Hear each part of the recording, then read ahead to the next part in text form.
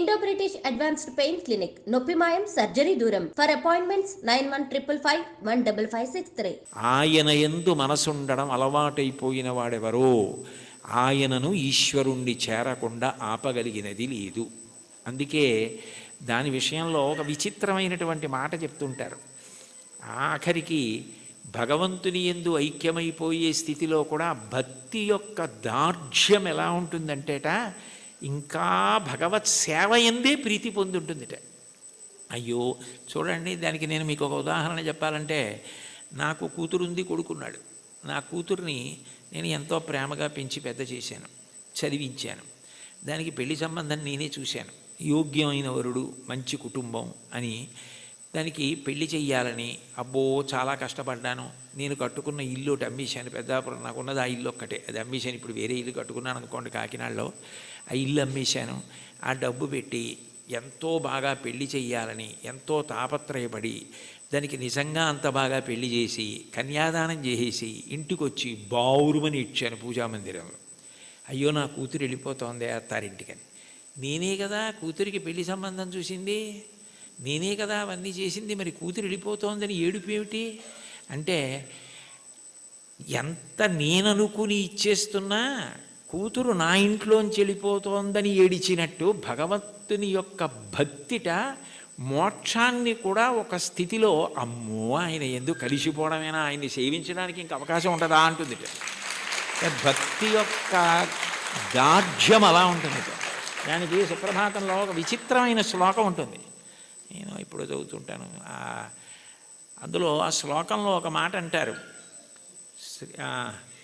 అందులో స్వామివారిని స్వర్గాపవర్గ నిరపేక్ష నిజాంతరంగా కల్పాగమా కలనయా కులతాం లభంతే శ్రీవేంకటాచలపతే తవ సుప్రభాతం అంటారు.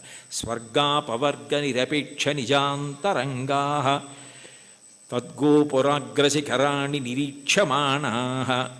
స్వర్గము అపవర్గము, ఉత్తమలోక ప్రాప్తి, మోక్షము ఏమిస్తున్నా కూడాట వెళ్ళిపోతూ వెళ్ళిపోతూ ఆనందనిలయ విమానం చూసి అవన్నీ మా కొద్ది ఇక్కడ ఉంటామంటారట. అంటే భక్తి యొక్క తాత్పర్యం అలా ఉంటుంది.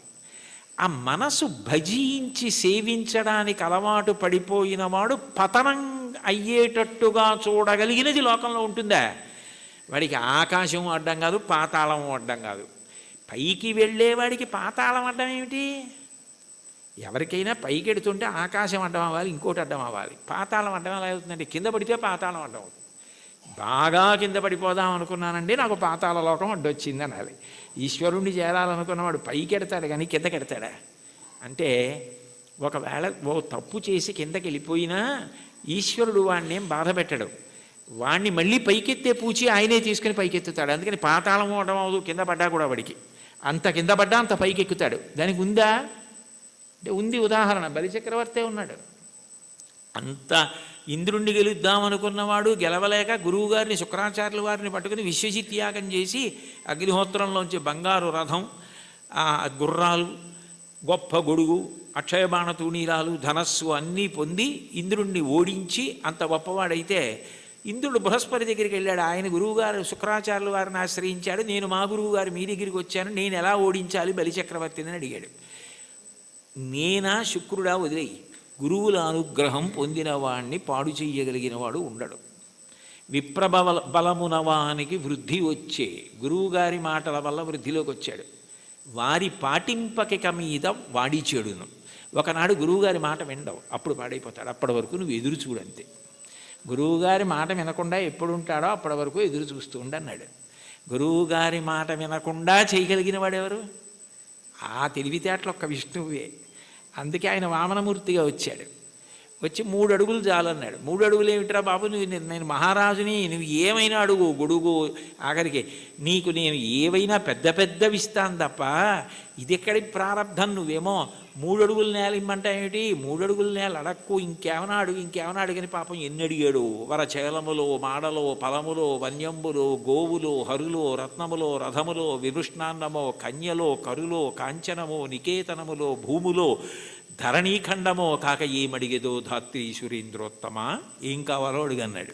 అబ్బెబ్బే ఒంటివాడ నాకు 1-2 అడుగుల మేరయిమ్ము సొమ్ము మేరయొల్ల కోర్కె తీర బ్రహ్మ కూకటి ముట్టెద దానకుతుక సాంద్ర దానవేంద్ర, నేను ఒంటివాణ్ణి, నాకు 1-2 3 అడుగులు ఇయ్యి అన్నాడు. 2 అడుగులతో భూమి ఆకాశాలు కొలిచి 1 అడుగు బలిచక్రవర్తి తల మీద పెడతాడు.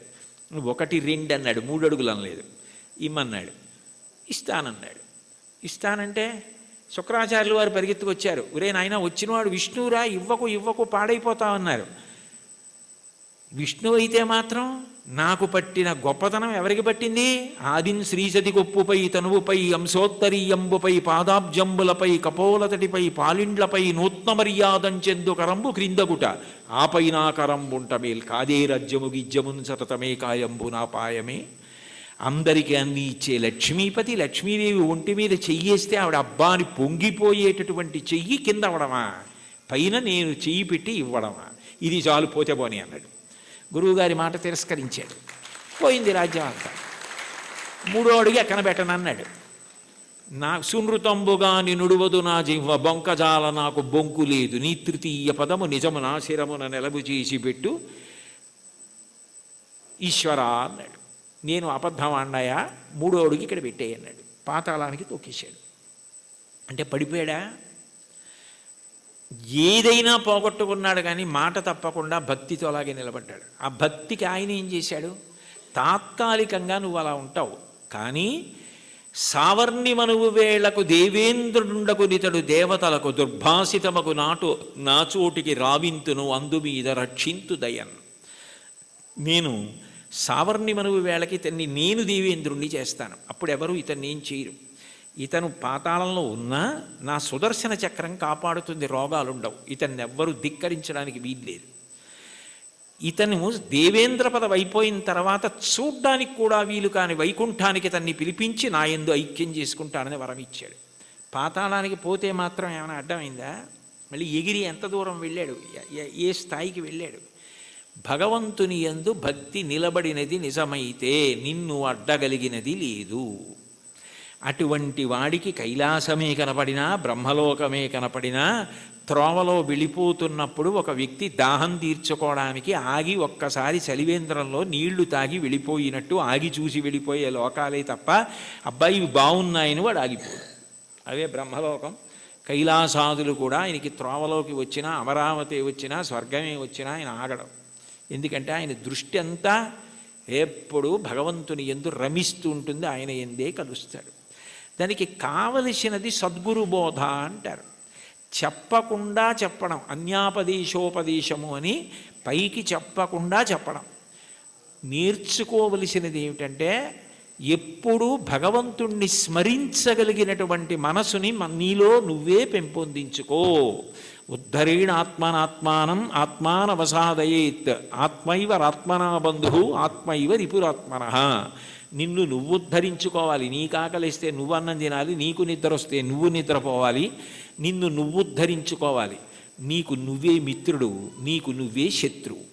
నీ మనసు లౌకిక విషయముల యందు మాత్రమే అనురక్తమైతే నిన్ను బాగు చేయగలిగిన వాడు ఎవ్వరూ ఉండడు.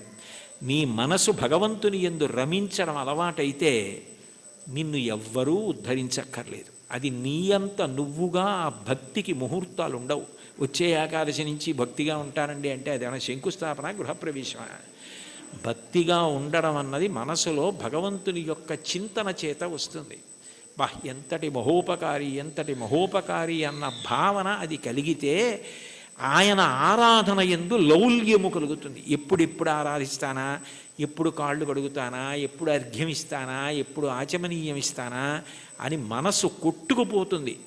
అర్చాలౌల్యా సంతతం చంద్రమౌళే పౌనఃపుణ్యం విష్ణునాంనాంచ పాఠ ఏకం చాసౌ బోధతే దేవతానాం అంటారు మహాస్వామి వారి గురించి.